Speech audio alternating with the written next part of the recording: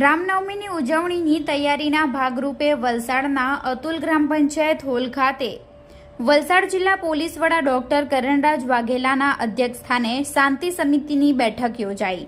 વલસાડ જિલ્લામાં રામનવમીની ભવ્ય ઉજવણીની તૈયારીઓ શરૂ થઈ ગઈ છે।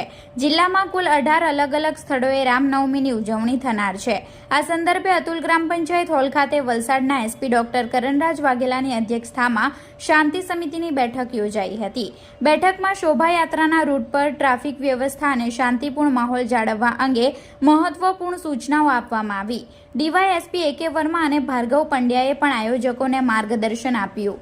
ગત વર્ષની સફળ કામગીરીની સરાહના કરવામાં આવી અને આ વર્ષે પણ પોલીસની સૂચનાઓનું પાલન કરવા જણાવ્યું હતું।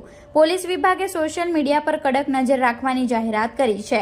સાયબર ક્રાઇમ અને જિલ્લા પોલીસ અસામાજિક તત્વો પર ચાંપતી નજર રાખી રહી છે। સંવેદનશીલ વિસ્તારોમાં કોમ્બિંગ ઓપરેશન હાથ ધરવામાં આવ્યું છે। આ ઉપરાંત 200 જેટલા હિસ્ટ્રી શીટરો સામે પણ કાર્યવાહી કરવામાં આવી છે।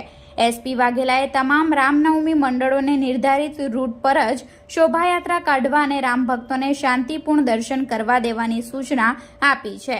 આ વર્ષે પણ ભવ્ય સ્વાગત સાથે શોભાયાત્રાનું આયોજન કરવામાં આવ્યું છે।